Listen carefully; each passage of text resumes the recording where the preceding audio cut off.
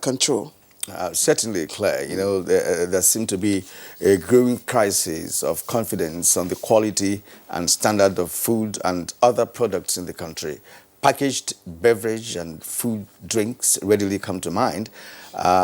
Some that are believed to have passed certification and various quality tests before they are pushed into the market actually fall short of expectations.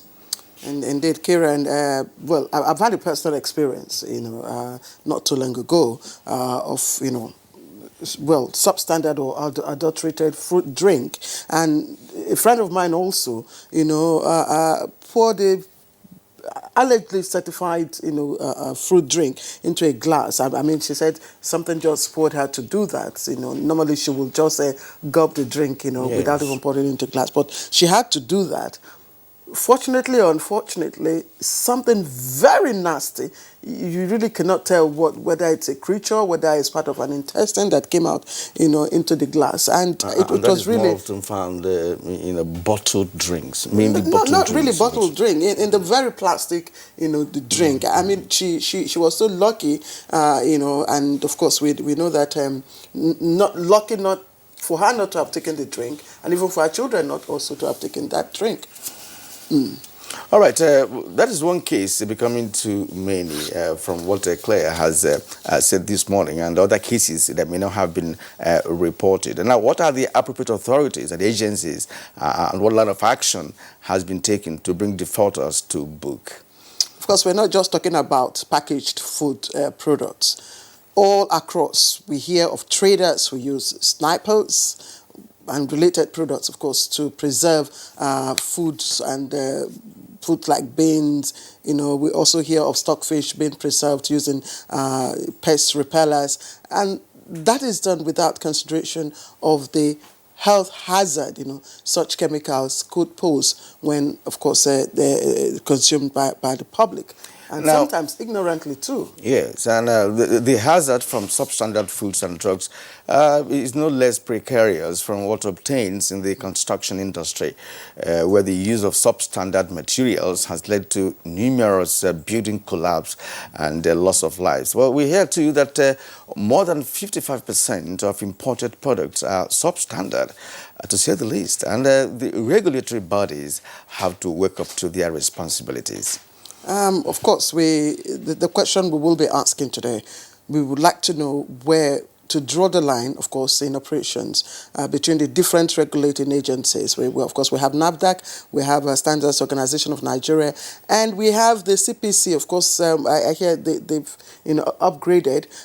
They'll be here, of course, to tell us where to draw the line, what they are doing to curb the ugly trend, and of course, are there penalties? Of course, there are penalties, but I mean, how the deterrent power of these penalties, who have been penalized, and is it serving, as I said, as a deterrent, or perhaps there is need for stiffer laws in our country?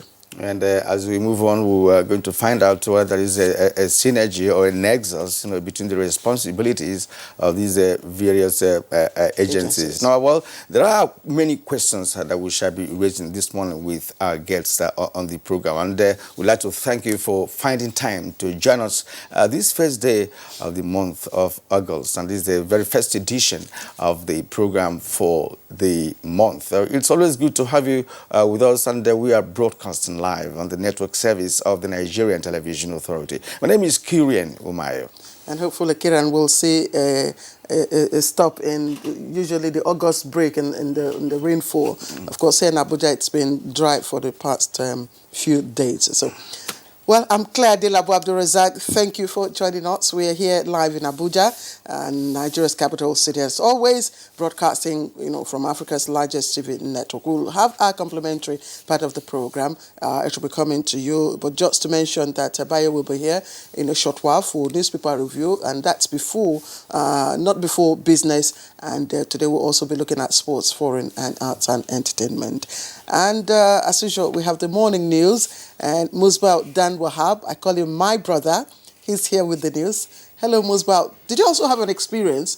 I mean, Well, it's always out there, but I've been lucky not to have that kind of experience. But people around me have had similar experiences. Well, we'll see how the regulatory agencies will tackle those. Good morning. Welcome to the Morning News on Good Morning Nigeria. We start with the fight against insecurity in the country, as the federal government has promised to decisively and severely deal with all those found perpetrating criminal activities across the country, as well as inciting violence for political ends, describing them as evil Nigerians. President Muhammadu Buhari, who stated these while engaging traditional rulers from the southwest, announced far-reaching measures towards setting the country on the path of peace and prosperity. I want to assure you and the entire nation that we will enforce the law, prosecute the lawbreakers, and secure an atmosphere of tranquility for all Nigerians wherever they choose to live, and also protect our communities from all forms of crimes. This is both in our interest as an administration and the interests of the people who voted us into office. Separately, President Muhammadu Buhari has assured that any ongoing project that will impact positively on the lives of Nigerians will neither be abandoned nor neglected by the Governing All Progressives Congress (APC). This was while granting audience to the Olu of Warri, Ogiame Ikenwole, on a courtesy visit.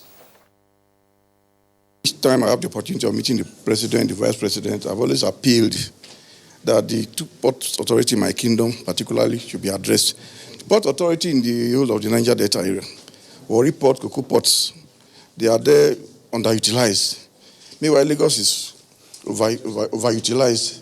So they should reactivate the ports, get our youth to be engaged. Still from the State House, the presidency has reaffirmed the commitment of the federal government towards supporting the private sector to flourish with a view to providing job opportunities for the teeming unemployed Nigerians across the country. The president described the consultative approach adopted by his administration on the Continental Free Trade Area as another example of Nigeria's desire for sustainable and inclusive growth, as he received in audience the executive members of the Lagos Chamber of Commerce and Industry on a courtesy visit. Many of which are being occupied by miscreants and posing security risks. We urge that steps be taken to ensure rehabilitation or leasing of these properties. Nigeria's engagement in the next phase of the negotiations is to ensure proper safeguards are put in place to support African manufacturers. We shall continue to count on your support to ensure this goal is achieved. It has come out that President Muhammadu Buhari has assented to two more bills. These are the bill to establish the Federal University of Agriculture, Zuru, Kebbi State, and that of the Architect Registration Council of Nigeria. The Senior Special Assistant to the President on National Assembly Matters, Senator Ita Enang, disclosed these at a media briefing in Abuja. The content of the bill. It looks at the technical issues in the bill. And if all correct on the bill, he assents to it. When he doesn't assent to a bill, he will state the reasons that he has not. Therefore, the two bills just assented to qualified for on this basis of the technical reasons which are normally done. The SSA to the President also conveyed the gratitude of President Buhari to the Senate for going beyond the norm to ensure speedy consideration of a ministerial list sent for confirmation. We had obtained and given all the clearance that were required from the security agencies, and all of them were cleared, and they have been cleared by the Senate. So they are now ready to be attended to by His Excellency Mr. President, having been communicated. He also spoke on the dates for the inauguration of the ministers. The President, upon receipt of the communication from the National Assembly, will, on a date he will fix and notify the screened and cleared nominees, inaugurate them as appropriate. From the judiciary, President Muhammadu Buhari has continued to defend his election for the second day running before the Presidential Election Petition Court. The Presidential Election Petition Court admitted in evidence all the documents at the opening of the defense.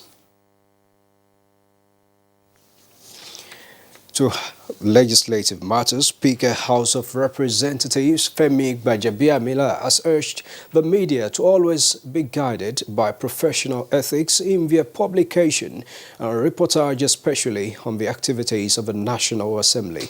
Speaker Gbajabiamila was speaking when he paid a familiarization visit to the House of Representatives Press Corps. He urged the media entirely to engage more on investigative reporting to ensure information being disseminated to the public are correct and verified. There's a great deal of responsibility on our part and on your part for us to report accurately and report only the truth. That is not to say that you should only be covering or reporting positive stories about the House. No. This is part of the checks and balances. Mr. Speaker, sir, we urge you to use your good office to ensure that legislations that will enhance media practice in Nigeria are passed in the 9th House of Representatives. President Muhammadu Buhari has approved the immediate release of funds for the actualization of Nigeria's second self-assessment report for good governance using the African peer review mechanism of the new Partnership for Africa's Development, NEPAD. Speaking at an interactive session of the newly inaugurated National Governing Council of NEPAD, Permanent Secretary, Economic and Political Affairs in the Office of the Secretary to the Government of the Federation, Gabriel Aduda said Nigeria hopes to set the pace for good governance in the continent. Here reviewing our performances in all these sectors, the area of population, the area of education, in the area of poverty alleviation, the area of health, in the area of, name them, even migration, illegal migration and what have you. So we think that this is a very good thing for Africa at this point in time, and Nigeria has to take the lead as usual. In fact, one of the areas that is very clear is how to decentralize governance, because it's not just governance at the federal level, but how about governance at the state level, at the local government level, at the community level? And we are saying we are going to be frank with one another. We have to say where we are doing right, where we are not, and let others also see us, because that's the whole intent of a peer review. Now, the appointment of Olufunke Betnok, a United Kingdom-born Nigeria, as Minister of Children and Families by the new British Prime Minister Boris Johnson is being commended by the federal government. Describing her appointment as well-deserved, the President urged the 39-year-old to regard a new position as an opportunity to justify the confidence reposed in her by making lasting impact. A statement by the Senior Special Assistant to the President Media and Publicity, Garuba Shehu, said the Nigerian leader who said he had no doubt that Betnok would succeed given her academic qualifications and parliamentary experience also enjoined the junior minister to see herself as an ambassador of her fatherland in conduct and performance. The President, while also applauding Prime Minister Johnson for finding Betnok suitable, wished her success in the new challenging role. And that's the new beat of Good Morning Nigeria mornings in our subsequent bulletins. And now the program continues in just a moment with Claire and Kirian. The Permanent Secretary, Federal Ministry of Labour and Employment, William Allo, welcomes the Director General of the International Labour Organization, ILO, Guy Ryder, ministers responsible for labour and youth employment, and other delegates from ILO member states participating in the Global Youth Employment Forum, GIEF, with the theme, Today and Tomorrow, Decent Jobs for Youths. The GIEF is part of the centenary anniversary of the ILO and will attract about 250 youths from across the globe. Among them, youth entrepreneurs and representatives of social partners to discuss challenges facing youth unemployment and propose solutions. The forum is scheduled as follows. Date, Thursday 1st to Saturday 3rd August 2019. Venue, Sheraton Hotel and Tours, Abuja. Time, 9 a.m. daily. The President, Federal Republic of Nigeria, His Excellency, President Muhammadu Buhari, will declare the event open. For further inquiries, please contact Benga on 0814-025-3770. William Allo, Permanent Secretary, Announcer. Protocol and event management are special skills which can only be acquired through training and experience. NTA TV College JOS is organizing a special 2-week course on protocol, event management, and public relations to upgrade the capacities of practitioners. The course will equip participants with modern skills, techniques, and international best practices in protocol, event management, and public relations. Also, a special 4-week intensive course on non-linear editing techniques will run concurrently. The course will expose participants to modern techniques and technologies of non-linear editing. Take advantage of this course to hone your professional skills for premium packaging of your programs and reports. The venue for both courses is the serene and secure environment of NTA Television College, near Old Government House, Rayfield, Jos, Plateau State. Date 19th to 30th August 2019 for the course on protocol, event management, and public relations. 19th August to 13th September 2019 for basic non-linear editing techniques. Course fee 100,000 naira only per participant. Accommodation inclusive. For more information, please call 0803-314-4383 or 0806-980-9807. NTA TV College JOS, training you to be the best you want to be.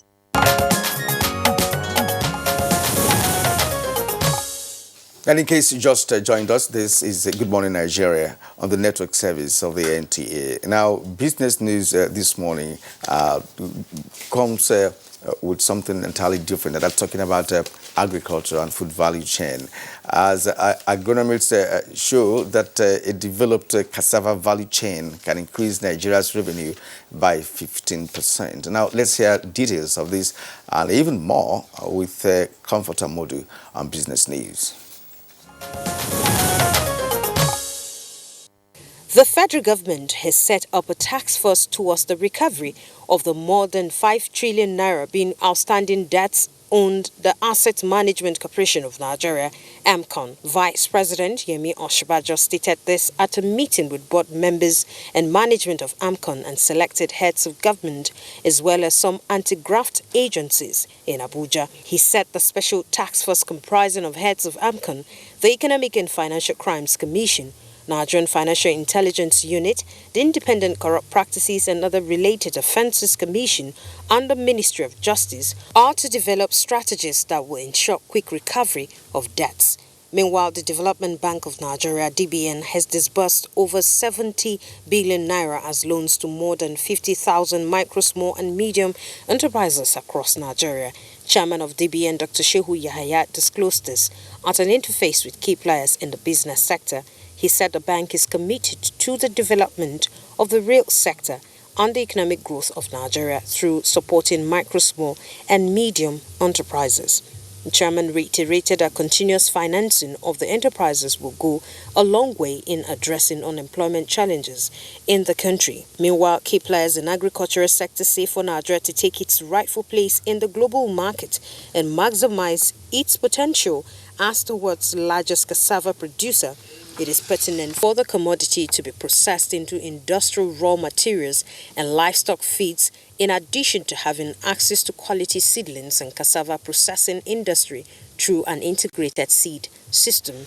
They also emphasized the need to encourage public-private partnership to enhance its production. We're expecting a factory, a 30,000 liters ethanol factory per day, and that's going to create jobs for our people because Edo is known for cassava production.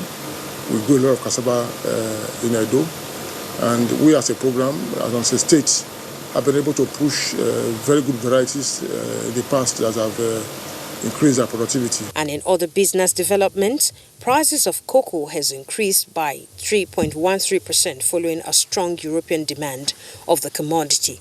And Brent also traded within a tight band of $61 to $64 per barrel within the last 2 weeks. And in the Nigerian Stock Exchange, trades dipped by minus 0.37% to close at 27,718.26 basis points.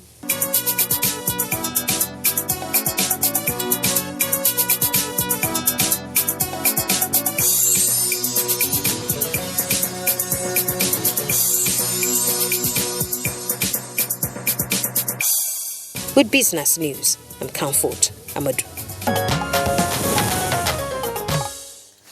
And next on Good Morning Nigeria is newspaper review. Stay with us.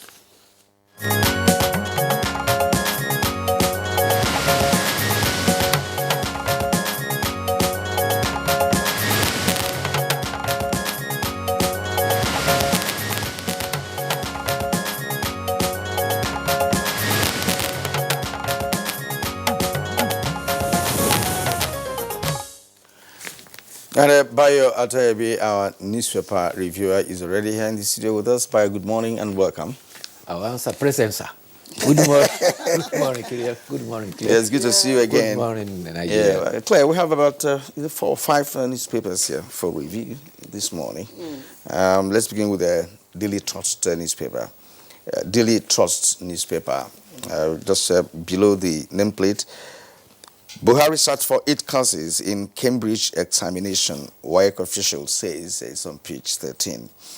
15 killed, 37 missing in Niger boat mishap. Page 4 is where we get details of that report. How insecurity increased airlines patronage. Page 17. And now the lead story.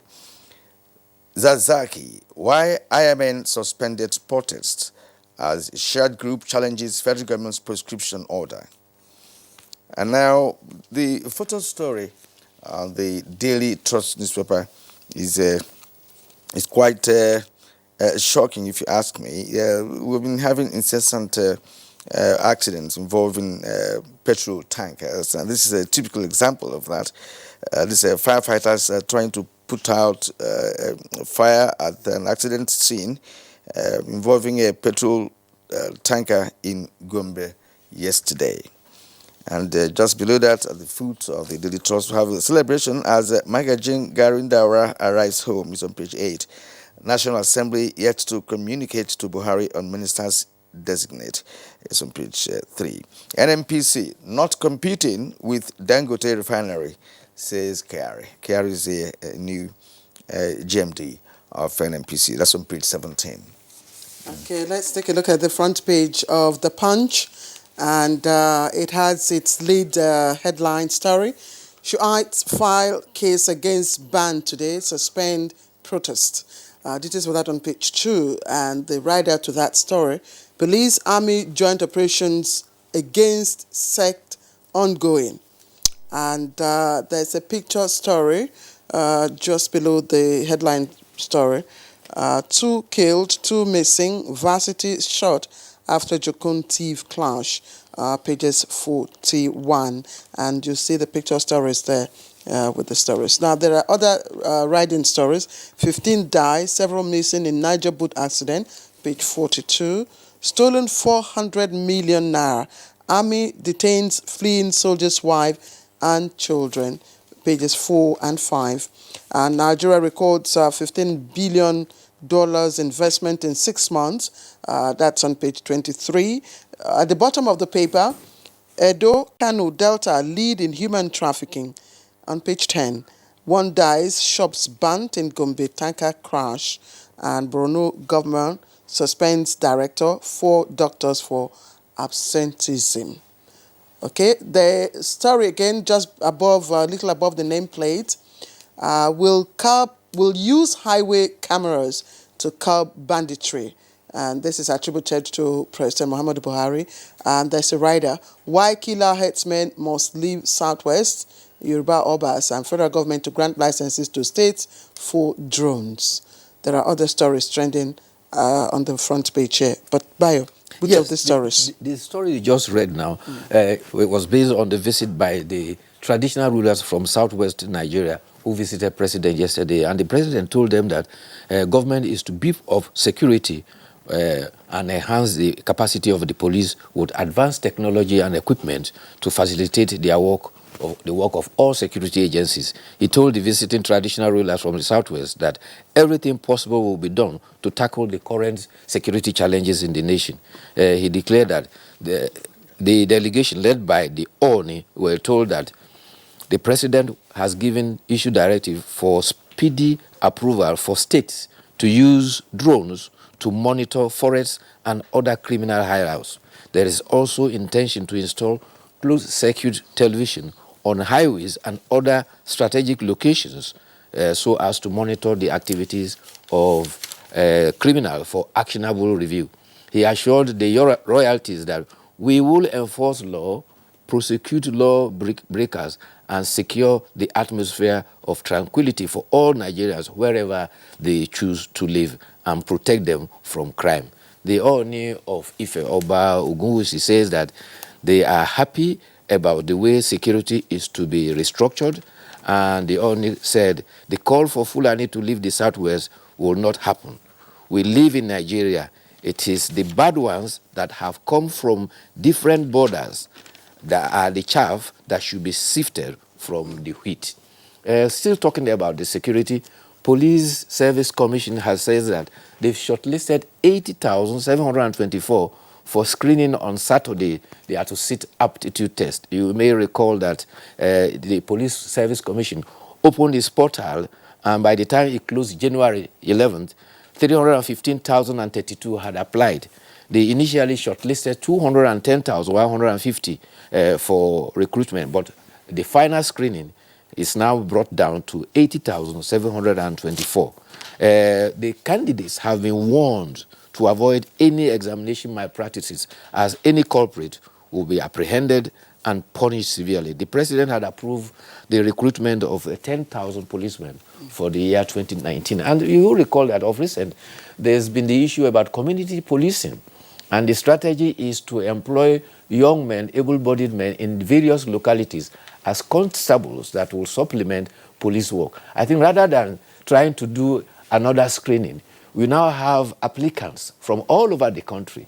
And after they've shortlisted and taken 10,000 out of the 80,000 that has now been shortlisted for aptitude tests, the rest, if they do well, could form part of the community policing. And the earlier story that Claire read about the Islamic movement of Nigeria, they have indicated that they are going to court to challenge their prescription. And that is how it should be in a democracy. Actions that are predicated on court pronouncement can also be challenged up to the Supreme Court level. The indication was given by Mr. Femi Falana, the counsel to the shared leader Sheikh Ibrahim El-Zakzaky. The group also announced that they have suspended all their street protests. It may be recalled that the police high command had indicated that following the prescription by a gazette, all procession and protest by the Islamic movement in Nigeria has become illegal. Okay, bye. Now, let's go to Leadership newspaper. Leadership newspaper this morning. DMO raises, that's below the nameplate, DMO raises 691.7 billion naira from local bonds in 7 months. And the lead story, PMB awaiting Senate report for cabinet inauguration, says the presidency, with 3 riders to that, says president not bound by law to attach portfolios to nominees. Buhari meets with Oni and other Southwest monarchs, vows to deploy technology in tackling insecurity. And that was besides the photo story there. El-Zakzaky followers suspend protest. And below that, Federal University will carry shutdown over Chief Jukun crisis. Now, oil prices rebound on weakening U.S. inventories. It's on page 27. NARIT develops non-toxic alternative to sniper. It's on page 6. Federal government saves 500 billion naira by plugging MDA's leakages and the wastages. It's on page 29. Army establishes 22 command secondary schools in 4 years. And that's according to Buratai. Details can be found on page 20 of the leadership newspaper for this morning. Well, there's a very bizarre report on the inside page, though. I'm not sure we'll be able to get that bio on the inside page of the Punch. Yes, and it speaks to the issue of a woman, of course, who filmed her boyfriend, sexually assaulting her friend in her own room. That's bizarre. Complicity. I mean, I can't imagine that. When I read the story, I was shocked to hear that a fellow woman being accessory to her friend being raped, and she took pleasure on recording that. The two of them are equally guilty. They should be prosecuted. Yes, because luckily both of them have been arrested and all that, and it's becoming rampant. Yes, the case of sexual harassment. I don't know what can be done and how it can be stemmed. It's not just peculiar to us. It's global, and some nations are worse hit, like India, South Africa, and the rest of it. So when it comes to sexual abuse, of course, in terms of rate of rape, of course, India is number one. And South Africa follows suit according to the last record. Anyway, I don't know whether it's been updated, but that's what we have. One aspect. We shouldn't be competing with them. Precisely, we should precisely my thoughts. We shouldn't be competing with them. Yes. Can we make clarification about a report from leadership that is reporting that the inauguration of the Federal Executive Council may have to wait for 2 months? This is blatantly because the Senate and the House of Rep had adjourned for their end-of-year recess and will not be coming back until September.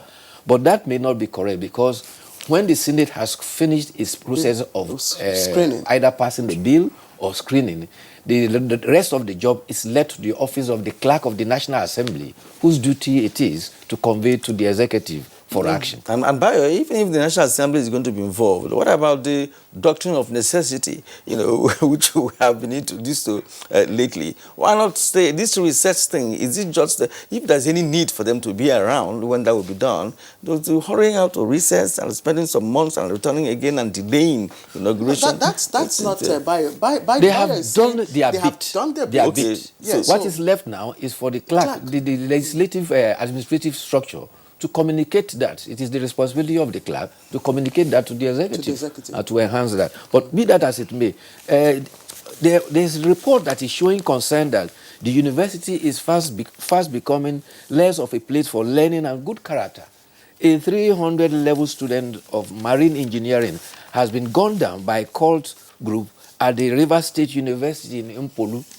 And the killing is coming after 48 hours after a similar thing had happened, where 2 suspected students have been arrested in Rivers State. Just 2 weeks ago, final year student of Cross River State University of Technology was allegedly killed by a cult group called Axemen. Similarly, a cult group they clashed at Imo State University on Wednesday, and this claimed lives of 2 students, and several others were injured. And that report you read earlier on, it is another development. Federal University of Ukari has been shut down.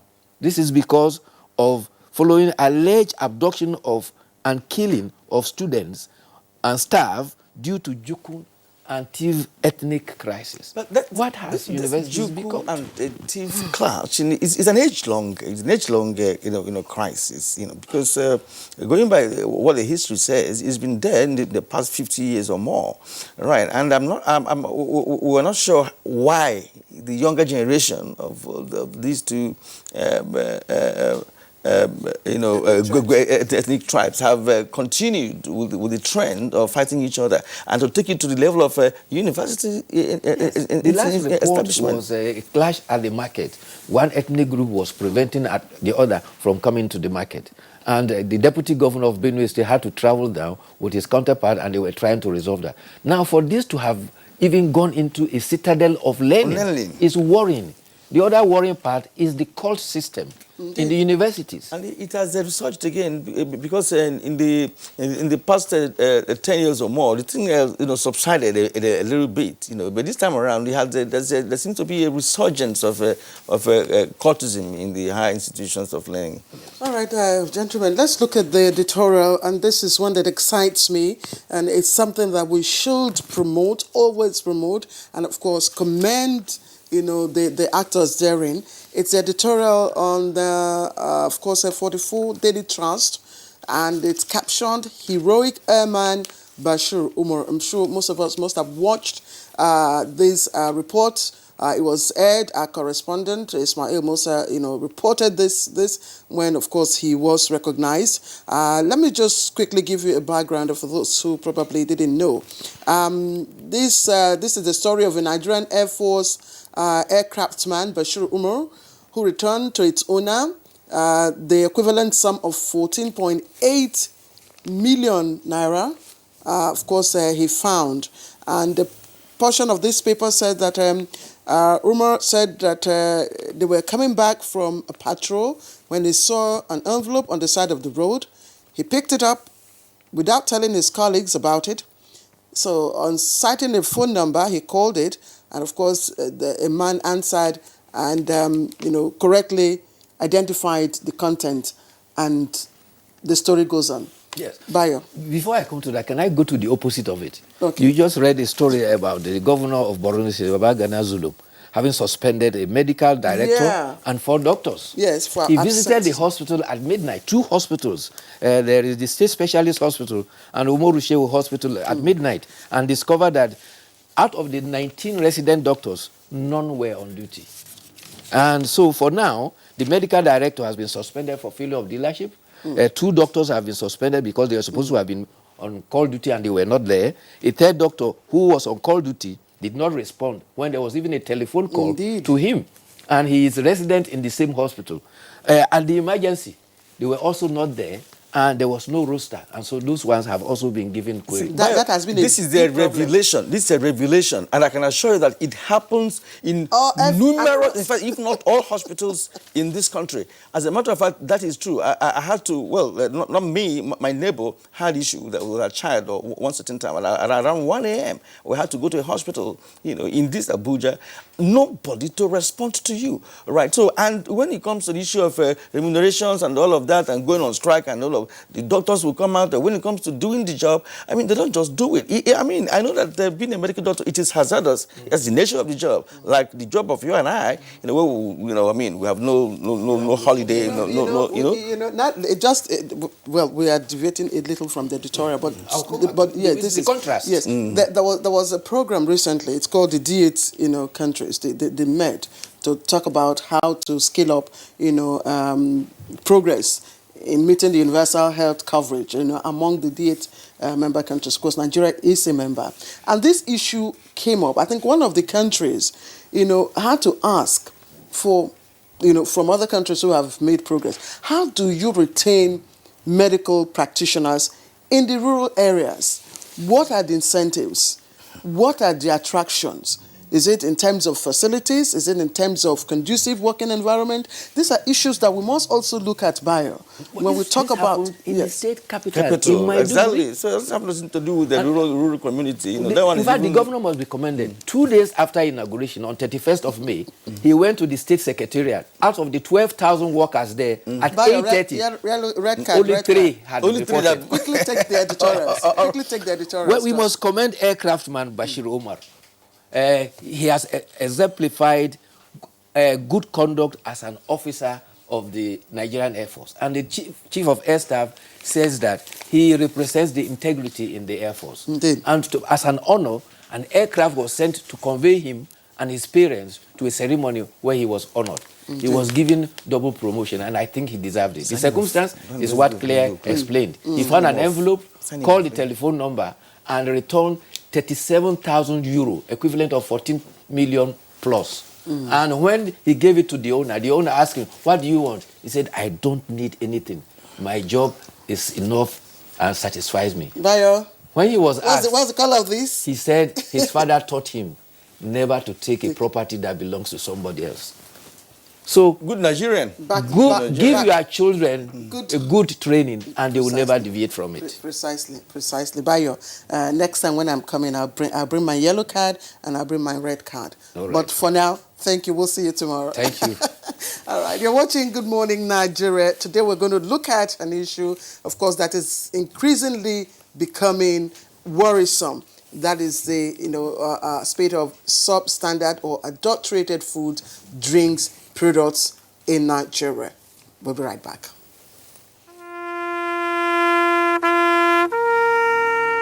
They are there at the crack of dawn. They are there busy preparing while we rise for our day. They are there silently, guarding, waiting, listening, and watching. They are there ready in the sky above and the waters below, in the blistering heat of the day, in the dead of night, willing, indefatigable, determined in the defense of the sovereignty of our country. They are our first line of defense and our last. They who have paid the ultimate price in defending us. They are fathers and uncles. They are mothers and sisters and girlfriends and boyfriends. They are brothers and cousins and best friends and neighbors. They are classmates, colleagues, and citizens of this nation. They are our defenders and deserve our respect, our prayers, our thoughts. Nigeria, please support our armed forces.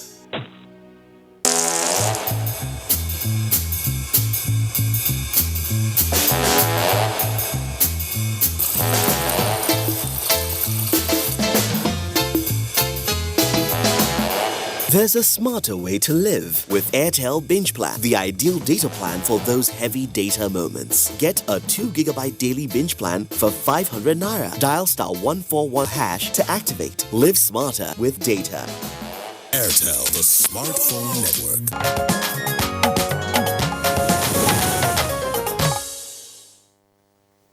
All right, it's still Good Morning Nigeria, reaching you on the network service of the Nigerian Television Authority. Now, let's join Abdulmalik Adio as he gives us a background report on the issue on our desk this morning, which is on substandard food and products in Nigeria.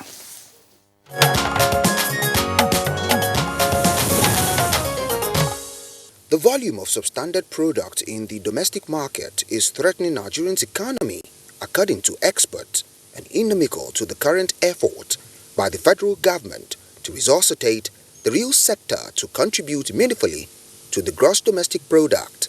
Statistics in Nigeria indicates an estimated 55% of imported products are allegedly fake and substandard. Another estimated 15 billion naira is believed to be lost annually to fake or counterfeit goods in terms of loss of tax revenue to the government, income to local manufacturers, and employment generation to Nigerians. From pharmaceuticals to textiles, beverage, ceramics, and electronics, there is growing concern about adherence to standards. More worrisome is the hazard substandard food poses to the health of citizens, with hundreds of Nigerians reported to have died after consuming substandard foods and drugs. The same applies in the construction sector, with cases of collapsed buildings linked to the usage of substandard materials by builders.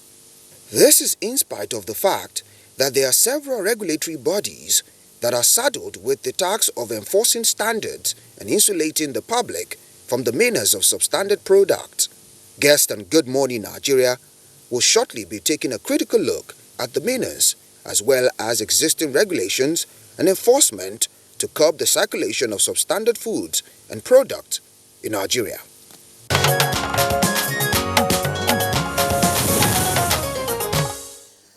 All right, welcome back. Let's get on with our conversation this morning. Wherever you're watching, it's Good Morning Nigeria.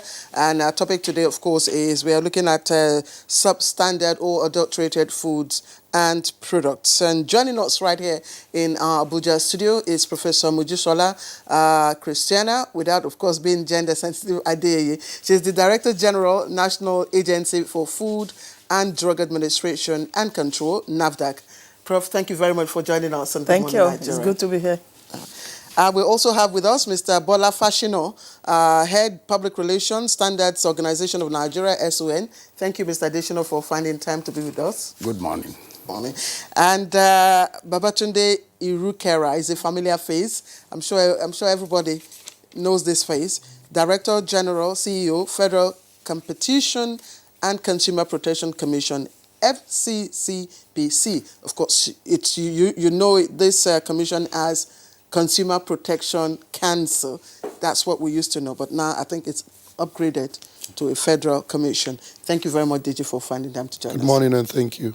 And I wish we could have time. We have time for him to let us know why the change of name, or rather adding competition in what we used to know as a CPC, and it will be a good thing for us to know whether your horizon has been widened to accommodate all other responsibilities. But for now, gentlemen and lady, it's a pleasure to have you this morning on the program. We have a very important issue on our hands this morning, and that has to do with the substandard foods and products. And of course, historically speaking, rather in the past 20 years, Nigeria has had to grapple with the importation of substandard goods and products of all kinds. And that has become so worrisome that we have to table this morning for conversation. So let's begin with Madam. What do you consider substandard foods and products? Substandard foods and products are foods that are not safe for consumption. There are standards that are supposed to be in foods. That's Codex, which is the FAO organization that determines standards in foods, that have really laid out sugar, salt, fats, oils, additives, micronutrients. Those are the things that make up food. But many of the foods that are imported, or I shouldn't say many, some of the foods that are imported may have all these things tweaked in a way that will make them substandard. Now let's come back to local food. Sometimes the micronutrients are doctored, meaning that they are not really there and they put them there. Locally, we think that we can eat anything and we think it's going to be okay for us. Let's talk of oil that we use to cook. Any oil that sleeps at room temperature, meaning solidifies partly at room temperature, is substandard, because triglycerides, fats are there in the oil, and once we eat them, they start lining up our veins and arteries over years, so makes the path narrow for blood to travel. And that is where the problem starts, with cardiovascular diseases, things like that. Substandard foods can also be foods that we may not be regulating very well as regulatory agency. The level of sugar, and that is discretionary too. It's not just that the regulatory agency is at fault. It is now going beyond what we are supposed to and enlightening the public in terms of how much sugar should you take. We have problems with diabetes in this country like you will not believe. But we think that taking a lot of sugar is fine for us. Some people prefer to take Fanta than water. There's nothing wrong in taking soft drinks, but in moderation. So where I'm going is that even the permissible level of additives, sugars, forever, in foods, may be harmful to us.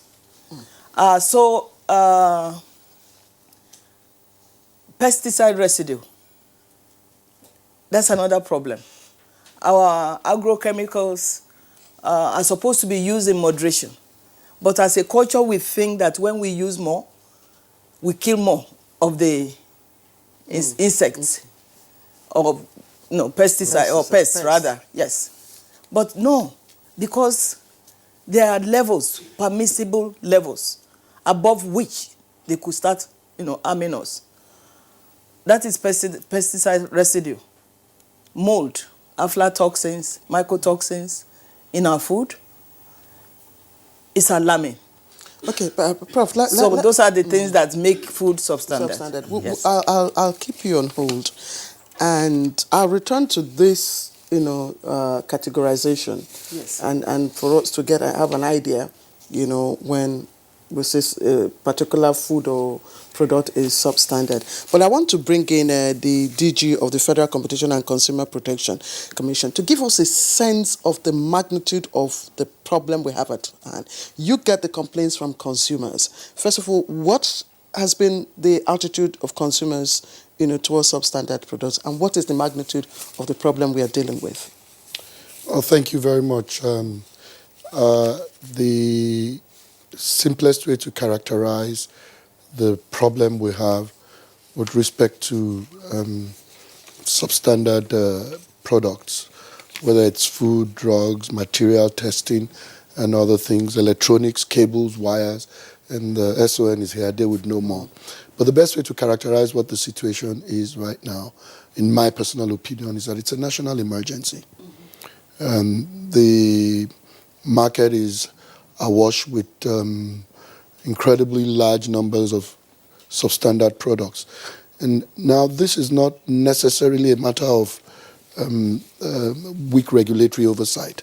It's a combination of many, many things. There's a cultural aspect to it. Or else, how do you go to the market where even a retailer would say to you that, so you want wires, do you want China or Taiwan or ABBA? And so there seems to be an underlying culture where we allocate quality or durability from a price timeline to a point where you say that, you know what, I am willing to purchase some, exercise some discretion over what is substandard. And what still is the fact that also it's not just a matter of importation. You've got all kinds of mobile manufacturing happening, counterfeiting the brands and the products of the original intellectual property brand owners. And so we have a very, very big systemic problem. Obviously, with a 200 million people country, the vast size of the country, the multiple borders, and how porous they are. For instance, sometime last year, we interdicted substandard rice in Uyo, and when we understood exactly how these things were imported, it gives you a sense of what the problem is. And so you've got ships that are waiting in the high seas, not in our territorial waters. And so you've got boats. So the boats go to the ships to unload the rice. And so those ships don't come in through the regular ports. About 200 and something creeks in the state of Akwa Ibom alone. And so they're bringing them through the creeks. And so you see that when you have a structure like we have, policing both the entry points and certainly even the market to interdict these substandard products is problematic. And so we have to approach it from a very comprehensive and a broad standpoint, not just a regulatory. Sorry to interject. I've had a personal experience. You know that your commission had to intervene and all that. Can you give us an idea of what products, the kind of complaints you get, and what products are prevalent? Okay, so the biggest complaint, it slices into two. So when you get a complaint, the first thing you want to do is that if there's a brand, you engage that brand. And many times it turns out that it is their brand, but it wasn't their product. Other times it really is their brand and the product has become compromised, sometimes not during the manufacturing process, but during the trade or handling process. that makes it substandard. But so we get a lot of complaints both ways. And the approach we've taken is to say to companies that we have to... In the beverage, in the electricals, and across the board. Across the board. However, we're getting a lot more from a food, beverage industry. The next place where we're getting a lot of complaints is electronics, and then perhaps handheld devices. But so in that order, it's food and beverage, then electronics, then handheld devices. And liquor, what about liquor? Because it's one of those ones that are easily compromised. I consider that beverage. Beverage. Yeah, it's beverage, but it has to be classified. Because if you don't classify that, our people will not be able to understand what we're talking about. Now, you've mentioned that some companies may have a brand but not a product. It's all part of a proliferation of a sachet system that we have today. Some products are into sachets that are not standardized, and one wouldn't know what it contains, what they contain inside. But we will return to that. But presently, let's go to Babatunde Irike. You're already with me. Sorry, we'll go to Bola Fashion of SON. One-time Minister of State for Environment, Ibrahim Jibril, who is now an mayor, so we're in Nasarawa State. This says something on this platform. He noted that Nigeria has become a dumping ground, for inferior standard, expired, poisonous food and feeds from countries across the globe. And he alerted to that it does seem that there may be some kind of machinations by some affluent countries to make Nigeria food dependent, forever. SON is started with the responsibility of determining standard goods in Nigeria. And with all the complaints, across the nation, what would you say is the core problem why we still have substandard products, not just food, but more especially building materials that have also led to collapse of buildings across the nation? Yeah, it's a multiplicity of issues. The problem is not about the standards, because the standards are available. And those standards are made by the stakeholders, those who have things to, experience, knowledge about those products, the dealers, the manufacturers, the research institutes. So our problem is not about standards. And even those standards in themselves, can compare with any other standards anywhere in the world. In standardization, you don't reinvent the wheel where it already exists. Mm-hmm. If a standard for a product exists somewhere, these days what you do is to either adopt or adapt to suit your purpose. So our problem is not about standards. But I would like to situate it more in, the people. How much of the things that we deal in do we know? Somebody is selling electronics and he tells you, I bought it from. You can't be selling what you know nothing about. Even the consumer, when you go to the market to buy products, you don't go buying what you don't know. If you don't know about it, then get somebody who knows to assist you. Because without all of those initial, cautions, you will have a problem in purchasing products. As to whether Nigeria is a dumping ground, well, I'll probably wish to look at Nigerians and not those countries that dump the products on us. We take money there to buy. From the same places we claim to be buying substandard, standard products are being shipped out every day to other parts of the world. So we are more culpable than those countries, if you ask me. Because it's Nigerians. When you say we... Nigerians. Nigerian manufacturers? Nigerian traders, Nigerian importers. Because from our perspective, our problem is not about products made in Nigeria. If a product is being made in Nigeria and it's not good enough, you know where it is. You can always go there and guide them.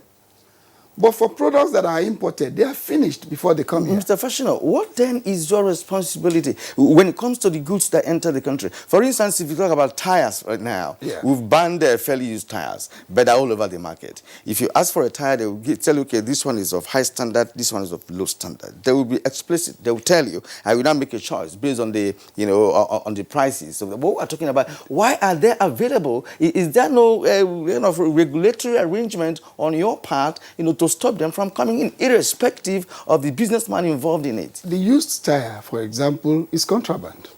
It has nothing to do. There is no standard for used tire. It's contraband. It's not supposed to come in at all. And if it is not Son's responsibility to stop contraband. We don't carry guns. Okay, just before... What we do is to provide the standards, the requirements for tire to come in.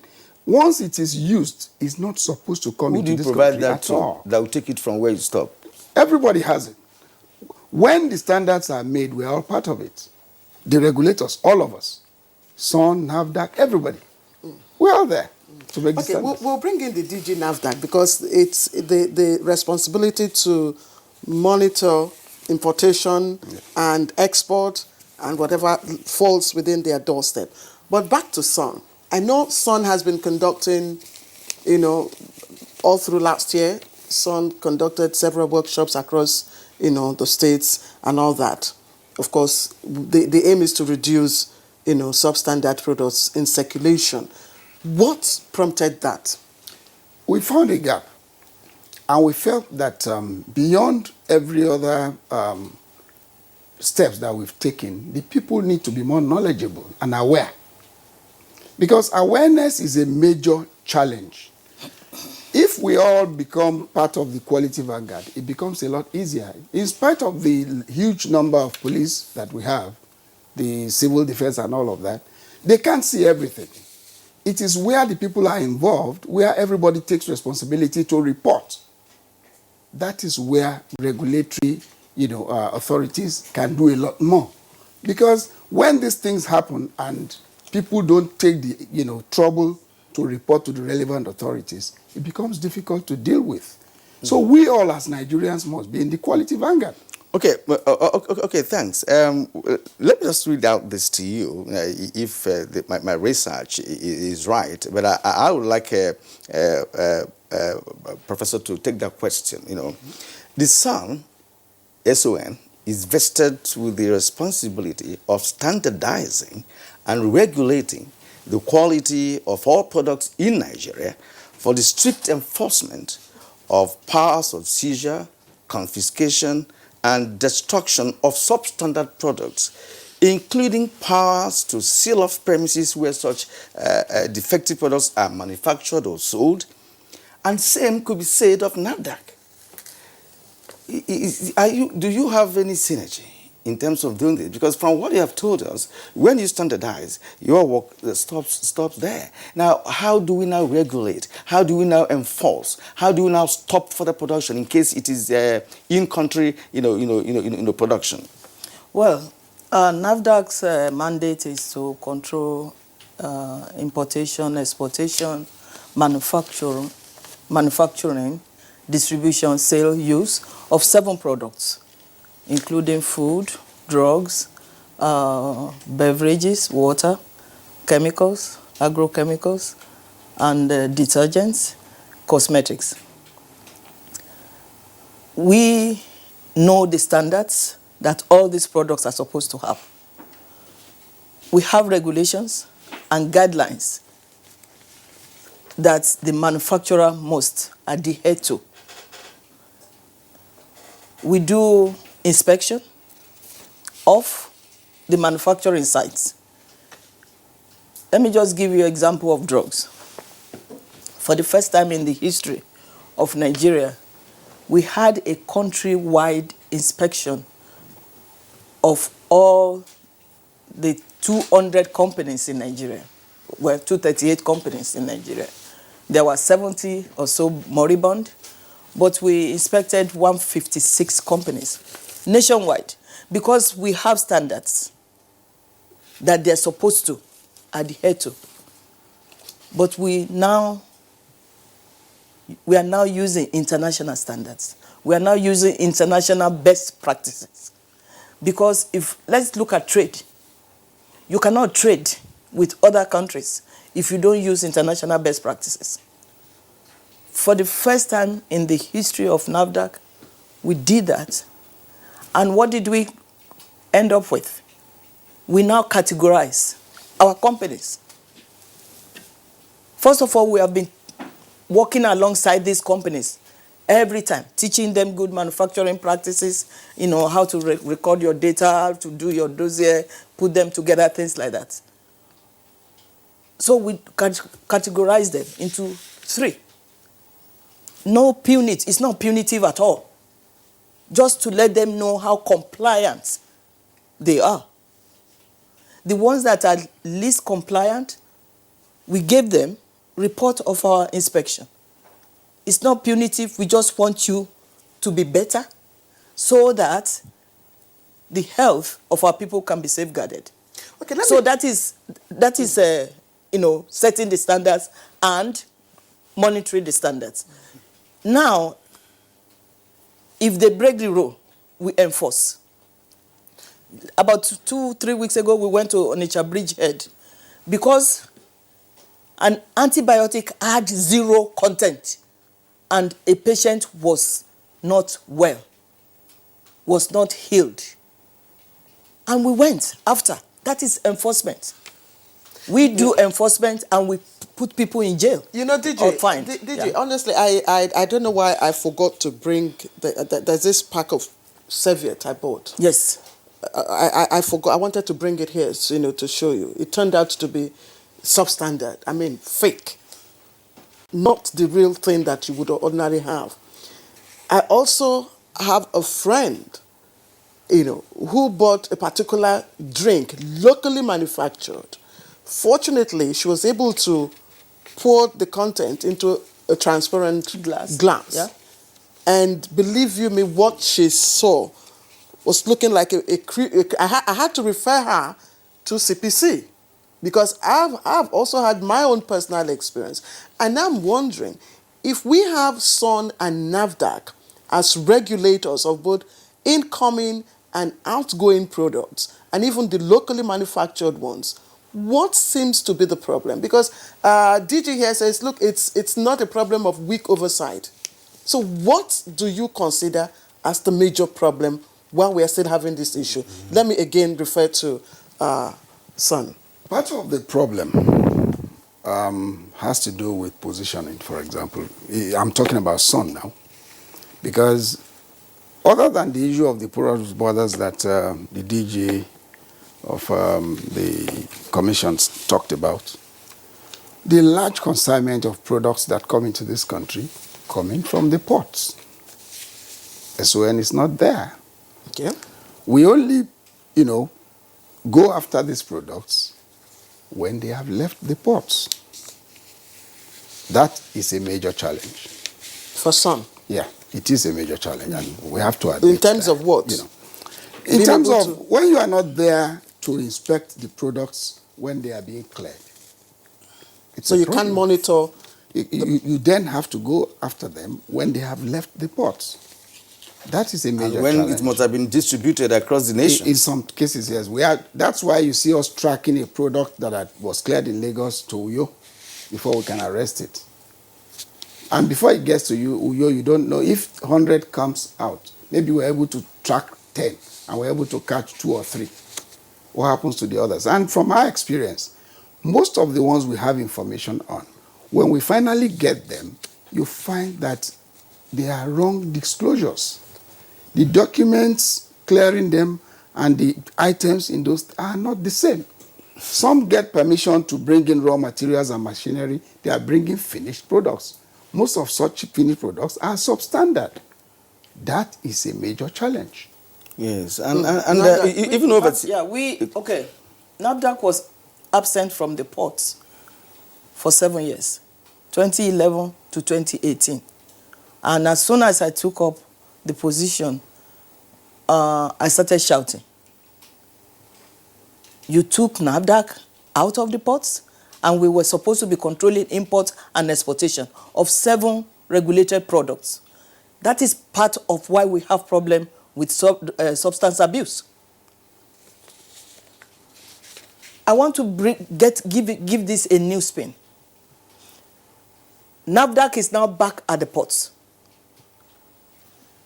Whatever ills, whatever problems we have accumulated on ourselves for 7 years cannot go away overnight, because you have companies that have already had 7 years registration or whatever registration duration. We are battling that. What I would have loved us to do is not to over-regulate. If my mandate is food and drugs, I should focus on food and drugs.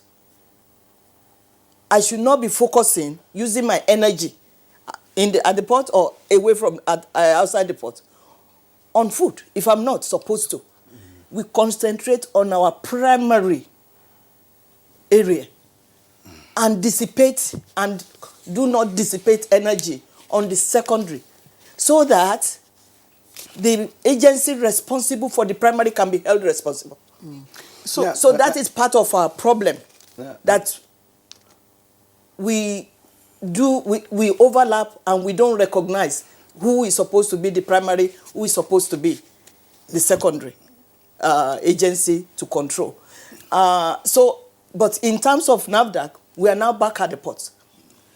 But NAFDAC has control over food and drugs. Yes. And from all indications, we are talking about food, yes, and drugs. Yes. You know, that are mostly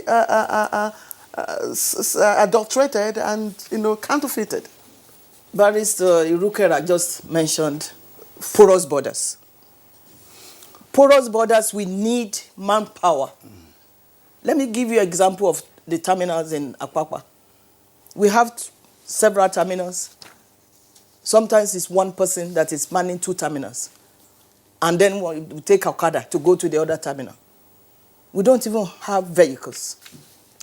You see, we have to have tools to control. Staff and vehicles are our major challenges in NAFDAC. Madam, really, from what you have said, it does appear that NAFDAC is I don't know how to put it now, but to say that NAFDAC is no longer biting. Those days, even the younger generation of Nigerians will tell you, does it have NAFDAC number? Actually, we don't have NAFDAC is biting a lot. And remember, you talked about awareness too. And those days, I recall that there is no day that comes and that without NAFDAC advert being on TV for years running. Actually, and that has internalized the responsibility of NAFDAC in our people. And people now say, look, if you want to give me a sachet of water, for instance, if it doesn't have NAFDAC number, I'm not going to drink it. Now, I'll tell you what. I was privileged to cover NAFDAC on the Head Bridge when I was in Enugu. Yes. Right. And we met one man who melts a sheet of zinc, for instance. He will melt it and make 2 out of 1. Wow. And the question was, if you have this capacity and even the tools to do this, why don't they engage in a legitimate production of zinc, for instance? And there are other cases, even people in the shops, in the market. As a matter of fact, the whole market, people close their shops and run away because virtually all the things that are selling in that area, they're all fake and counterfeited. Right, so it's not even difficult to locate it. Now, let's turn to Babatunde Irukera. You have a lot to do with consumers, in terms of people reporting to you their experience. Do you go out on your own as an agency to look out for this, rather than waiting for people to come and complain when the damage may have been done? Now, your nomenclature has changed. Does this expand your horizon in terms of your responsibility? They do have market surveillance, the parts of market surveillance. That is correct. So how to carry out that? Thank you. So, there are 2 questions in that. There are 2 ways that we do consumer protection.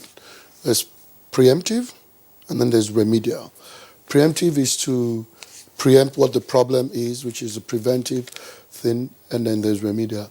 However, just like Prof said, there's overlapping function. Jurisdiction, regulatory, and then an overlapping regulatory framework is a design and it's fine. But what must happen is that regulators would look at what their core competence is and then collaborate based on that. We don't have the resource, and I don't think I would even try to develop the resource to be inspecting factories and companies across the country. For one thing, just like she said, she's doing 7 items. I'm doing everything. And so I would leave the good manufacturing practices and all of that in the food and drug area to NAFDAC, and in most of the other areas, material testing, metals, cables, SON, so that I can manage the market. Is and there the a gap that SON is leaving? Well, no, it's not a gap that they're leaving. The challenge where gaps occur is when there's a lack of clarity as to who amongst regulators will focus on a certain area. And we're not having that problem with either NAFDAC or SON. But how we do our work, for instance, is that we also, one of the key ways we do our preemptive work is gathering intelligence. We have a business intelligence unit, and if we get intelligence about something that's going wrong in a business, we go in. And as a matter of fact, we usually would go in by engaging the other regulator. We've had a few sting operations that we conducted with NAFDAC. When it was a food, there was a company that was doing business, and we had heard that some of the ingredients they were using were potentially expired. And so we checked it, and when we found that that was the case, we called NAFDAC and said, we would like to go in this place. We went together, we did it. We had something else about another company, and so we do that. And the reality of it is that the way to do this, the way to police the industry is to devise mechanisms like that. This country is too vast. For instance, the FCCPC, you've got what, 240-something employees, and maybe 9 offices across the country. And you've got a market of 200 million people and an innumerable number of products. Digi, let me also ask you, let's even leave the imports and talk about the locally manufactured, foods or products or goods. I know that some of us must have seen a video trending on the social media about our locally dried meats, that we know as suya, which, turned out to, kilishi, which turned out to be plastic. I'm sure we have seen that video. How do we, regulate that? And then I remember, I'd like you to talk to us again about the attitude of our local manufacturers, to compliance. I know when I made my case known to your commission, you talked about the fact that a particular, I don't want to mention names, but that particular company has been a problem, has that challenge. Can you give us an insight into the kind of problems and challenges that our local manufacturers are having? Good. Now, the thing about it is that we need a far more robust consequence management system. From the law all the way down to how we regulators operate. Businesses, by their very nature, are more likely to be predatory. Whatever they can get away with, they will get away with it. It is a firm regulatory environment that holds them accountable and provides consequences for violations of law that modifies behavior. The consequence is the greatest modifier of human behavior. And so what we're seeing is that, just like I said, even abroad, where you might think that the capacity to manufacture better exists, we've got importers who go there and say, listen up, this is the standard I want. Well, this doesn't seem to comply with the standard in your country. Well, that's not your problem. I'm asking you, this is what I want. We have to find a way to make sure that it is not beneficial to break the law. Yeah. You just have to make sure. And so if a business looks at it, and this is the case all over the world, even in the United States. So the United States, a car manufacturer puts a product on the line, puts it in the market. They discover after the fact that there's a problem with it. They would immediately address the dilemma. Not necessarily.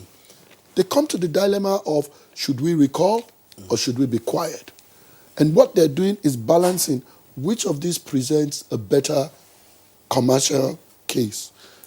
If handling the liability that arises from each injury is still better financially, they won't recall.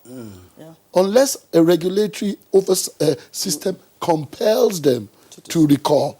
And so, Nigerian manufacturers are no different from businesses are businesses regardless of their nationality. Yes. It is the it is the oversight and the consequence management system that modifies behavior. And so if you've got people who would make plastic into kilishi, what would the Ministry of Health, NAFDAC, SON, or Ministry of Agriculture do to cover in an informal market where people make kilishi in their homes? How are they going to go inspect? Where is she going to go inspect? How am I going to find out? Unless a consumer complains. So what should happen is for that one person, there should be the type of penalty that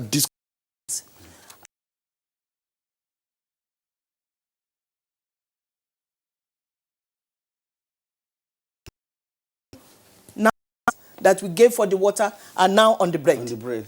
And we are checking bromate in the bread so that you and I will not have cancer one day.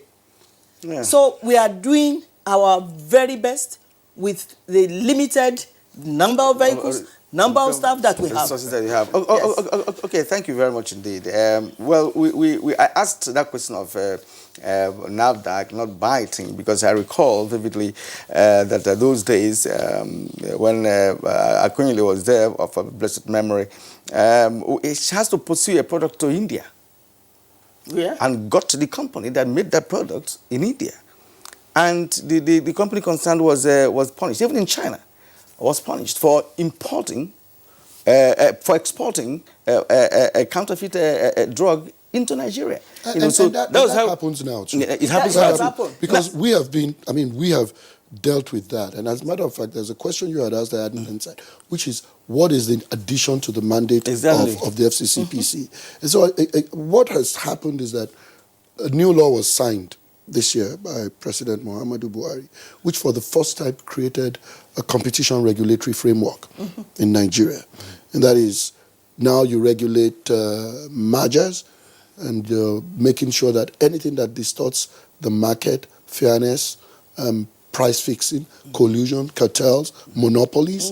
And so that's really why the name of the organization changed. And I'd like to appreciate your analogy, of a system that obtains in other climes, where a company could recall products, or think of whether you should recall or not. That's a good system. I also can remember that one of the largest car manufacturer globally, the CEO was summoned, by the American Congress to come and explain on certain defaults, in their car that has been used for over a year, and they recalled over 500 pieces of it across the globe. But that system doesn't obtain here. That's the point. And I'm trying to ask Bola Fashion, this collaboration that we all agreed should exist, what should be the framework for it to happen? Because like you said, there is overlapping. How would this collaboration be able to perhaps separate your responsibility and, of course, have a meeting point, to be able to drive home, what we are looking out for, that is to make Nigeria free from a... Mr. Fashino, you'll take his question just in a moment. We'd just like to take a short break. My director has been asking us to take a short break. We'll take a short break. When we come back, Mr. Bola Fashino of Song will take Kira's question. Don't go away.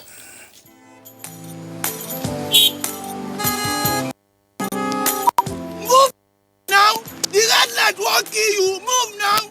To the disobey traffic law, they cause accidents. Me, I don't talk, say, I no go dey do am again, because change begins with me. Let's cross the other side of the road. I will no longer endanger my life crossing the express. Instead, I will use the bridge, because change begins with me. Oga driver, stop this bus now, won't come down. I be one carry me pass where they go. Make they stop anyhow for road, they cause traffic wahala and accidents. So I go they stop for the right bus stop, because change begins with me.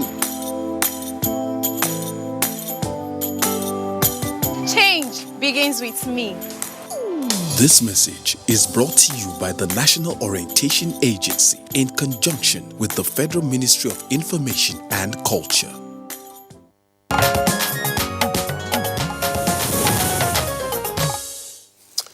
All right, we're glad to have you back on the program, and let's return to the SON spokesperson on the question I earlier asked him. Yes, collaboration. Yes, we are collaborating. In terms of overlap, in some of the cases, the overlaps are deliberate. You know, government ensures that there are some overlaps to avoid gaps. So it is actually on the field implementation, you know, that we need to work better and ensure that, you know, we are pursuing the same goal and we are putting in our best to achieve results. Let me tell you that for local manufacturing, we have a mandatory conformity assessment program. Our officers are on the field every day going to factories to inspect processes. Which field now, Mr. I'm talking of... Which field? Because if they are on the field every day, we would be having this concern. Let me explain it to you. Yes. For all identified manufacturers, we are inspecting them every time. And it's not just inspection. When you inspect, you give a feedback as to what you have found and give timelines for them to take corrective actions. All that is done.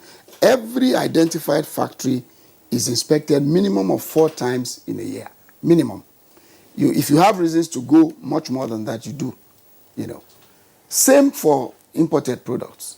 There is a conformity assessment program that says for every product that is to be imported into Nigeria that is SON regulated, it must undergo conformity assessment from the country of export.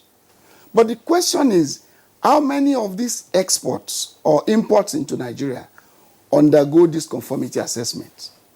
We talked about porous borders. In some cases, even where they have, you know, undergone conformity assessment, by the time they arrive in Nigeria, it is not the product that was subjected to conformity assessment that is arriving in Nigeria. And somebody has to be there to check. How many have you penalized? How many have you penalized? Oh, we have even jailed many. Because why would people, foreigners, bring products into our country not foreigners and escape? They are not foreigners, they are Nigerians. And we are putting them to jail. As I'm talking to you today, we have over 20 cases in courts all over the nation. And we're doing this in conjunction with the Office of the Attorney General. And people are getting jailed. It had never happened. Today, for any standard infraction, apart from the fact that we will seize the products as permitted by law. What are the penalties? Many. Jail, you know, jail is part of them. The products you will lose. The cost for destroying those products you will pay. What about license? How do you mean? Production manufacturing license of such no, person. You see, most of what I'm talking to you about are imported products. Okay. For locally manufactured products, what we do most of the time is to take corrective action. Because a lot of times we find that they are manufacturing good products in Nigeria, but they are importing substandard products to supplement that. The same company? We have, just about a month ago in Uyo, 3 factories manufacturing aluminum roofing sheets. But we found in their premises imported substandard roofing sheets. And we took everything away. They'll pay for the cost, they'll pay fines, and then we put our men on them because we didn't shut them down because they are manufacturing certified Nigerian-made products. If you shut them down, what about the employment? But we can put an eye on them. It's easier. The ones that is difficult is the imported product. It's already finished from wherever it's coming. If it escapes, you know, the conformity assessment program, if it's smuggled in, you then have to start tracking it. Yeah, to track that the network. Is where the challenge is. Because Claire, you know, in one of our trips to China, our tour guide, you know, who speaks English, you know, told me that, look, that in their factories, there are people tell their people what to manufacture, the standard that they want, the ones they are prepared to pay for. And they'll have two options. They'll tell, look, this is the original, but you say, look, give me this one, and never mind. You know, what I'm saying is that because he has repeatedly pointed out the fact that, you know, Nigerians are the key elements when it comes to those imported, even where the foreigners are involved. We have the celebrated 2 Chinese case. They are still in jail. Who brought in stuffed tires? Okay. Yeah. And we've seen quite a number of foreigners now, you know, practically doing retailing, you know, of their products, you know, in offices. For us in SON, you know, once we catch you, we will go the whole hog. Apart from every other thing, you will go to court. You will face the law. The consequence management system still continues to be. Yes. I mean, I'll give you an example. I'll give you 2 quick examples. Sometime last year, in the pay TV industry, we came to a conclusion that something had gone wrong with an operator. And so what we did was I ended up in court myself, prosecuting the case. Another example is with the rice situation in Uyo. We interdicted the rice in June 2018 until I personally got on a plane and flew back to Uyo, June 2019. We couldn't file charges in court. So sometimes these are very powerful people. And so even with your best effort as a regulator, the fact that you need other components of the national infrastructure that people are able to operate on to frustrate the process. I went to court by myself, robed, and went to court and said to a judge, I need you to issue a bench warrant. A warrant that no policeman in the state of Akwa Ibom was willing to enforce. So I brought my warrant back to Abuja to have a meeting with the Inspector General. So just imagine the cost to a nation to now deploy policemen from Abuja to go and conduct an arrest in Akwa Ibom, just to take them to a court in Akwa Ibom, which is 2 miles from where the arrest location is. And so we do confront quite some challenges, but I always say, you know, we're in that zone of no stopping, no parking, no waiting. Just keep moving. All right, we will get to the contribution, what the people can do, and of course what we all can do to stem this the tide of substandard or adulterated products, particularly foods, beverages, and of course electricals and electronics in our market. We've got your tweets. Quite a number of them, mostly from our usual viewers, Kiran. Yes. Let me quickly start off with Festus Akimboewa's tweets. And it reads, it's important to understand and address the serious criminal threats to the safety of our foods and products. Now, the hundreds of billions of naira we spend on food every year inevitably presents opportunities to criminals, and government must declare war against those criminals. Also, it's a known fact that some Nigerian businessmen specifically go to certain countries, Asian countries, to demand for substandard products to sell in Nigeria. Kiran mentioned this earlier on. Under those circumstances, of course, he mentioned the particular people should not take 100% of the blame. So those Asian countries should not take 100% of the blame, but also are highly corrupt Nigerian businessmen. Yeah, that's a good one there. And Mutana Farouk also has something very, very important. And he says citizens are aware of the rising cases of substandard products in Nigeria, but they patronize those products as the only means for survival. Do you know that an extremely hungry man doesn't select what he eats? No regulations can cure this menace except the economic improvements. All right, and this is Titus Monday Knock tweet. When oversight agencies compromise and become complicit in their functions to checkmate consumables, you'll experience the influx of fake and substandard products in the country. And until such institutions are fortified, we will still be nowhere towards curtailing fake products. Regulatory agencies like SAN, and those at the ports and borders must also close ranks to thwart the antics of fraudulent Nigerian businessmen who collude with foreigners to import low-quality products into the country just to make profits to the detriment of consumers and the economy. All right, from Sani Michael or Makoji, we are the architect of our own misfortune, as the rising cases of substandard foods and products is largely due to system failure. Are there not institutions responsible to take care of such?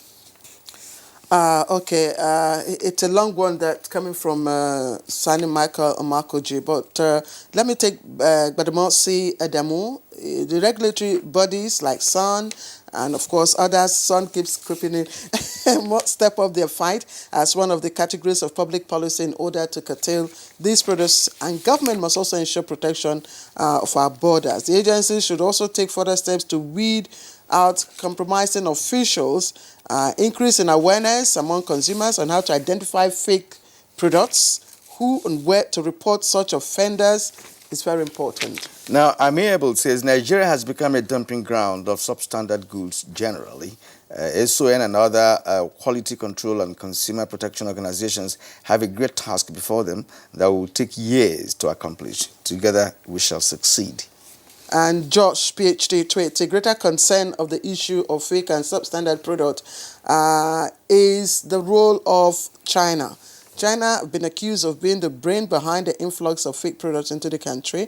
That's, of course, we can't verify that. But about 99%, that's according to Josh tweets, of the fake products circulating in Nigerian markets come from that country, China. What is SUN doing about this? All right. Adrenaline momentum. You know, he says these substandard foods and products, especially drugs, are cheaper. Average Nigerian is poor. We settle for these cheaper ones, and they keep thriving in the market. Public awareness of the dangers is important, and regulatory agencies should step up their fighting strategies.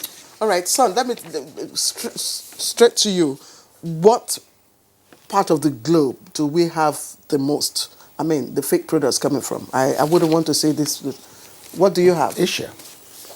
Asia. The Asian tigers. But let me also tell you this. Our experience is that for every product that had undergone conformity assessment before being imported into Nigeria, we don't have problems. It is those that, bypass that process. And this is a process that is in which the CBN is involved. All banks are involved.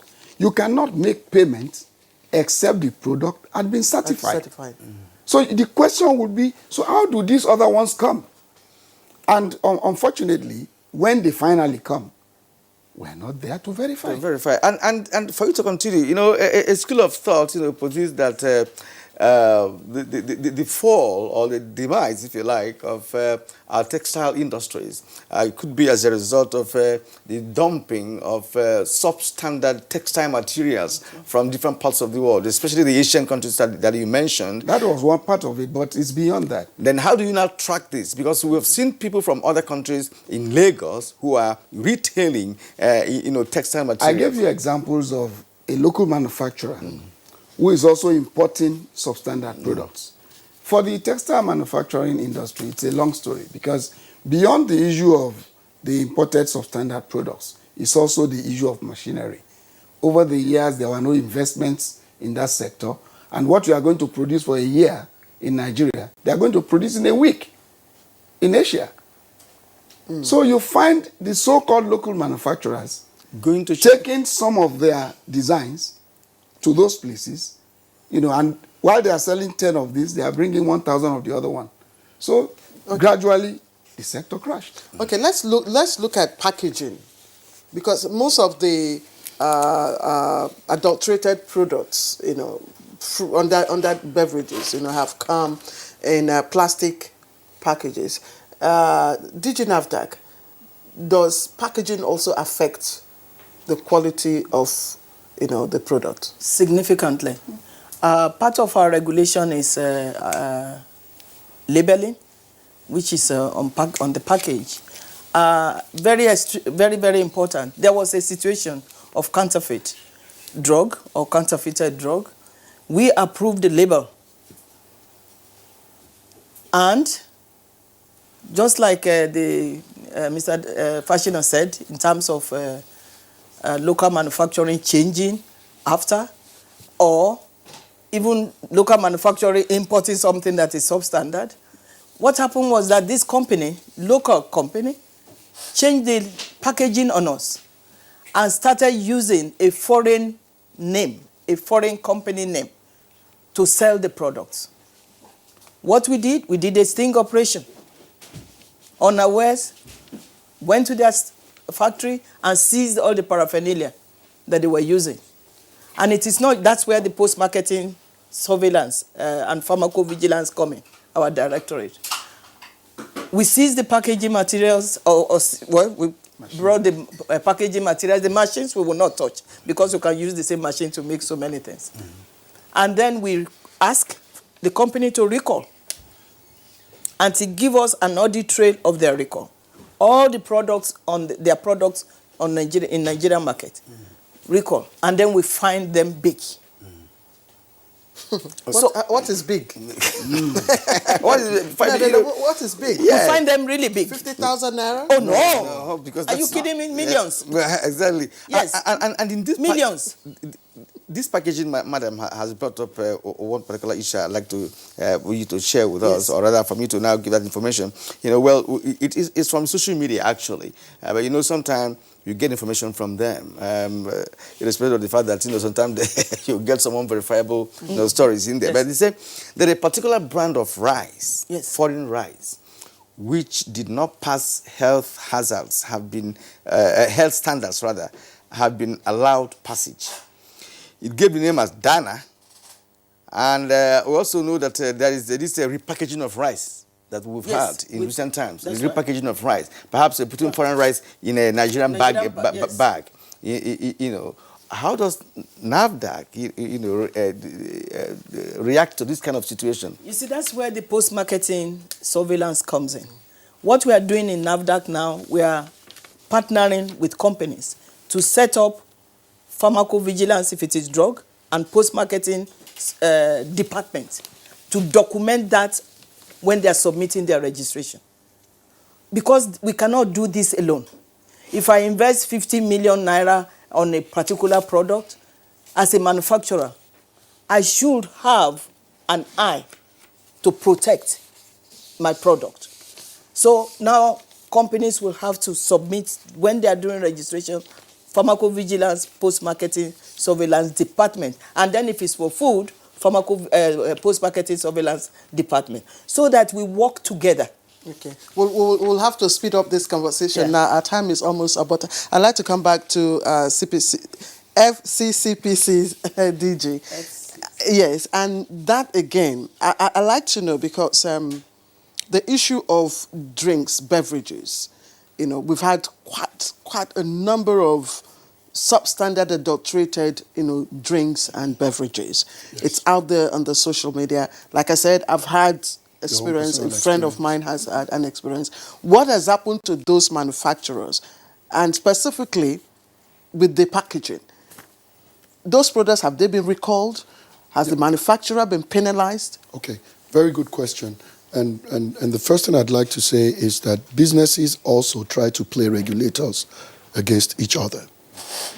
Here we are in this particular, and I recall the specific complaint you had and our history with that particular organization.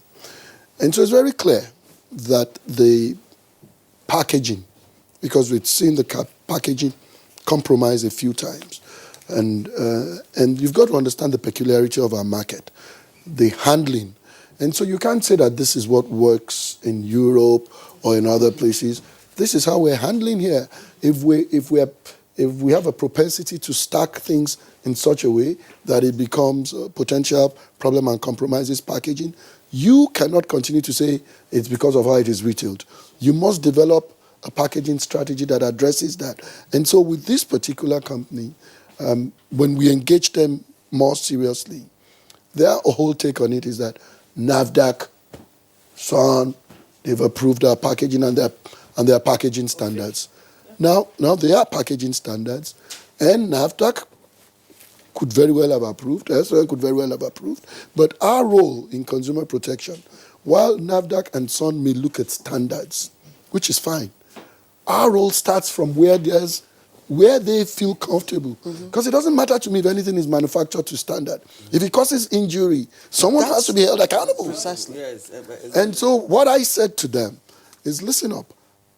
What you're doing is you're trying to come to my office and say, my real regulator, which is NAFDAC, says this packaging is fine. And I said to them, guess what? This packaging is injuring people. We're going to work with NAFDAC. we're going to change the standards for your packaging. And you have an opportunity now to collaborate and participate in how we fix this, or we will impose a standard on you, regardless of how it materially affects your business or your existing inventory or your packages in trade.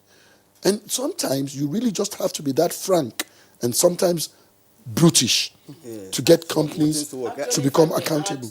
Yes. Very, very likely that packaging may be fake. You see, when we now deal with small businesses in Nigeria, I was born into a family of traders, small traders, so I'm all for small businesses. I don't know whether it went viral about honey that was like a thread, and it is made by a local manufacturer. We went after that company. Guess what? We gave 3 approvals with NAFDAC numbers. When we got to the site, there were 7 products, and they were using the same NAFDAC number. But are you aware of this particular incident? I'm not aware of this particular incident. But our people will be, because but our people, our people. No, you mean the beverage or what? No, yes, you're talking about this failed packaging. Oh, so the failed packaging. We've already written and we already. Okay, but I just want I want us to also think of the way our people play smart. You issue 3 NAFDAC numbers and you start using it for 7. But Madam, time is on our side, but yes. I will remain with you. Of course, when it comes to drugs and food, it's all of us. Yes, according to the Essential Medicine and Health Product Information Portal of WHO, the proliferation of fake and substandard drugs is affecting the credibility of the health system in Nigeria. Is that true? I'm very big on that. Let's take anti-malarials. About 10 years ago, I think we have like 9%, 10% fake anti-malarials. And that is where when we created the mobile authentication system, where you scratch and text. And then we say, okay, it is good, it is not good. Now it is about, I think, 1 or 0.9% or 1 something percent. Yeah. So it has decreased tremendously. That is anti-malarials. For antibiotics, every month we approve drugs. And at a particular drug approval meeting, I stepped down 71 products. Antibiotics. We don't need too many antibiotics. Okay, I'm sorry to interject because we have to round up now. Thank you. Is there a particular way that consumers can identify fake products? A product that is fake, whether it's on the food, on the beverage, on the electronics. Using the same scratching system. I'd like to say something quickly about that. And this is the brutal truth. Even the best of companies themselves are taking advantage of a situation. And so we must return some of these responsibilities to the companies. These brands are so important to you. They're worldwide brands. And so you must have a primary interest in protecting those brands. That's right. But what you find in Nigeria is because of what is really a peculiar endemic problem of fake and adulteration. Even the brand owners themselves want that little window to be for deniability when something goes wrong with their own product. Because a material compromise of their product is serious brand damage to the brand worldwide. Did you want your last comment? And so my last comment is that the companies themselves have to come to a point where they're taking stronger approaches to protecting their brands. They just must. And for all indications, gentlemen and lady, we have agreed on certain issues here. There is a problem, or a challenge, if you like, in this subsector. It's a challenge, and the more we work out strategies, to turn the trend around, the better. So this collaboration among the agencies is a welcome. Yes, I'd like NAFDAC to give a last word so that we can. We need to collaborate. We do collaborate well with CPC. We need to focus on our primary mandate, not secondary, because the law can be a beast. Okay, but you know, sometimes secondary can as well be useful to. Son, your last one. I think Nigerians must take a lot more interest in issues of quality. Do not leave it to the other person. Whatever you find you are not sure about, report to the regulatory agencies. Thank you. Bola Fatshino, Head Public Relations Standards Organization of Nigeria, and I'm also told you are the special assistant to the DG. Thank you very much for coming. Let me also appreciate DG NAFDAC, Professor Mojisola Christiana Adeye. I've been at her since last week. Thank you very much, ma'am, for joining us. Thank you. And of course, DG, I want to get your new designation. Okay, I think I have it now. Yes, Babatunde Iru-Kera, who is the Director General, CEO, Federal Competition and Consumer Protection Commission, FCCPC.